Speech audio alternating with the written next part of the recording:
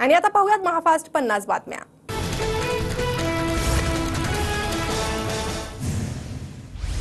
नरेंद्र मोदी आज तिसऱ्यांदा देशाच्या पंतप्रधान पदाची शपथ घेणार। राष्ट्रपती भवनात मोदींचा संध्याकाळी 7:15 वाजता शपथविधी सोहळा।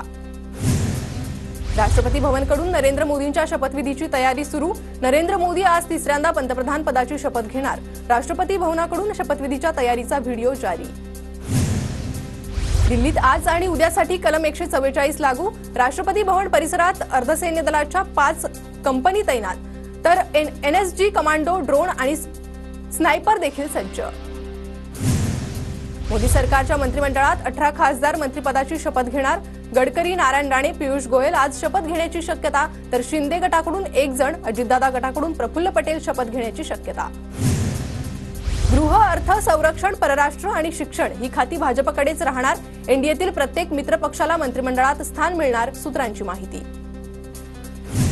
मोदींच्या तिसऱ्या मंत्रिमंडळासाठी गडकरी आणि राजनाथ सिंह यांना फोन, सूत्रांची माहिती। तर गडकरी सकाळी 11:30 वाजता मोदींची भेट घेणार असल्याचीही माहिती।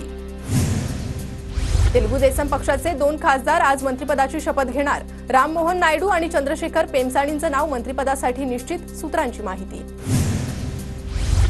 जेडीयूच्या लालन सिंह आणि रामनाथ ठाकूर यांना मंत्रिपद मिळणार, सूत्रांची माहिती। चिराग पासवान यांना मंत्रिपदासाठी फोन, पंतप्रधान कार्यालयातून चिराग पासवान यांना फोन, सूत्रांची माहिती। बिहारच्या जीतनराम मांझी यांना मंत्रिपदासाठी फोन, सूत्रांची माहिती। तर जेडीयूला 2 मंत्रिपदं मिळण्याची शक्यता। शपथविधी आधी नरेंद्र मोदी राजघाटवर नतमस्तक। मोदींकडून महात्मा गांधींना नमन। आज मोदी तिसऱ्यांदा शपथ घेणार। नरेंद्र मोदी अटल बिहारी वाजपेयींच्या समाधीस्थळी नतमस्तक, तर वॉर मेमोरियलवर जाऊन मोदींकडून शहीदांना श्रद्धांजली।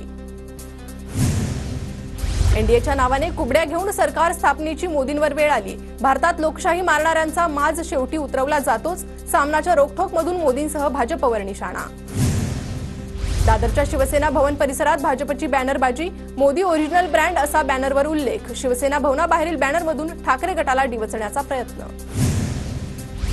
शनिवार संध्याकाळी नरेंद्र मोदींच्या शपथविधी सोहळ्याचं शरद पवारांना निमंत्रण, मात्र शरद पवार शपथविधी सोहळ्याला उपस्थित राहणार नाहीत, सूत्रांची माहिती। राष्ट्रवादी शरद पवार गटाची आज दुपारी 2 वाजता वायबी चव्हाण सेंटरवर बैठक। शरद पवार सर्व खासदारांना मार्गदर्शन करणार, तर दुपारी 3 वाजता शरद पवारांची पत्रकार परिषद। बारामतीमधील सुप्यात युगेंद्र पवारांच्या बॅनरवर सर्वांच्या नजरा। वादा तोच दादा नवा। युगेंद्र पवारांच्या फोटोखाली उच्चार। बॅनरवर लिहिलेल्या मजकुरानं अजित पवारांना डिवचण्याचा प्रकार। बीडच्या परळी शहरात आज बंदची हाक। पंकजा मुंडेंबद्दल आक्षेपार्ह विधान करणाऱ्या व्यक्तीवर कारवाईची मागणी।